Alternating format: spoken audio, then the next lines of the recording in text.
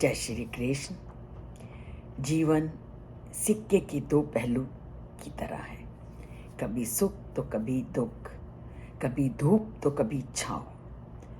और सिक्के के दो पहलू वाले इस जीवन को जो समभाव से देख लेता है और सभी कर्मों को उस परम पिता परमात्मा के कर्म समझते हुए करता है, परम पिता परमात्मा का प्रिय भक्त वही व्यक्ति बनता है। और उसी को जो 5 श्लोकों में उन्होंने काम करने के तरीके और अपने साथ व्यक्ति को कैसे वो जुड़ सकता है, जो तरीके बताए, उसी का पूरा निचोड़ वो आज के श्लोक में बताते हैं। क्या कहते हैं? गत संगस्य मुक्तस्य ज्ञान अवस्थित चेतसः यज्ञाय आचरतः कर्म समग्रम प्रविलीयते। वो कहते हैं कि जिस व्यक्ति ने अपने जीवन का ये लक्ष्य ही बना लिया है कि मैंने जो भी कर्म करना है उस परमात्मा का कर्म समझते हुए कर्म करना है, तो वो कभी भी संसारिकता से लिप्त नहीं हो सकता।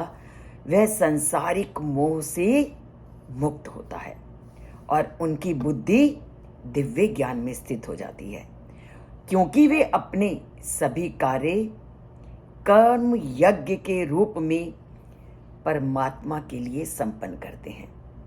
जब तुमने कर्मों को परमात्मा के लिए समर्पित कर दिया तो कर्म अपने आप उन फलों से मुक्त हो जाएंगे। तो परमात्मा को समर्पित करते हुए कर्म करना ही जीवन का सबसे बड़ा लक्ष्य है। और ऐसे हम बहुत सारे लोगों को अपने वर्तमान जीवन में भी पूरी तरह से देखते हैं। आप कभी गुरुद्वारों में जाकर के देखो, वो जितना भी कर्म कर रहे होते हैं वो गुरु महाराज को समर्पित करते हुए करते हैं।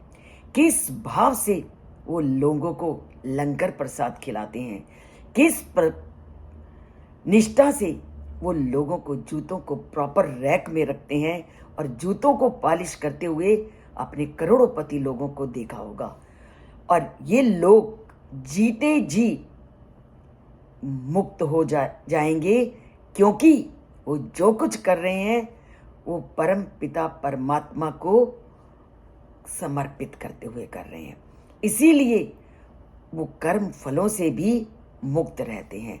तो कर्म फलों से मुक्त रहने के लिए कर्म फल की प्रति आसक्ति का छोड़ना बहुत ज़रूरी है। और ये इसलिए ज़रूरी है क्योंकि जो हमारी आत्मा है वो उस परमात्मा की नित्य दास है। और जब आत्मा परमात्मा की नित्य दास है तो आत्मा स्वाभाविक रूप से उस परमात्मा की ज्ञान को प्राप्त करने के लिए हमेशा इच्छुक रहती है। और वो ज्ञान तभी प्राप्त होगा जब आप सभी कर्मों को परमात्मा का कर्म समझते हुए करोगे। चैतन्य महाप्रभु ने कितने सुंदर शब्दों में कहा, जीवेर स्वरूप है कृष्णेन नित्य दास। कि इस ज्ञान को विकसित कर कि ये जो मेरी आत्मा है वो परमात्मा का हिस्सा है, इसलिए जो भी कर्म कर उसको समर्पित करते हुए कर। अपने कर्मों की पापमय प्रवृत्ति से मुक्त हो जाओ। वो कैसे मुक्त हो जाएंगे? जब हर कर्म को परमात्मा का कर्म समझते हुए करेंगे। तो करते हैं आप, मैं और अन्य लोगों को भी प्रेरित करते हैं कि वो कर्मों को एक यज्ञ के रूप में करें। यज्ञ जब करें कोई लालसा इच्छा लेकर नहीं, अपितु अपना कर्तव्य समझकर कर्म करो और परमात्मा से अपना नाता जोड़ो।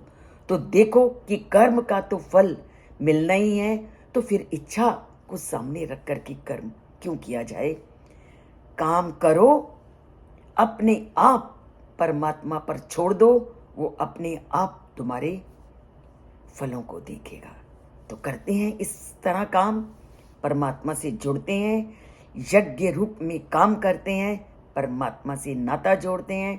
और चैनल से नहीं जुड़े तो जल्दी से जुड़ जाइए और सब्सक्राइब को केवल एक बार करना, दोबारा उसको मत छूना, पर लाइक को तो बार बार छूना ही है।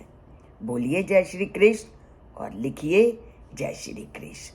और ये मैं बार बार अंगूठा दबाने के लिए भी इसलिए कहती हूँ, क्योंकि जब तक हम गीता का प्रचार प्रसार नहीं करेंगे तब तक धरती में सतयुग नहीं आएगा, सद्भावनाएं विकसित नहीं होंगी।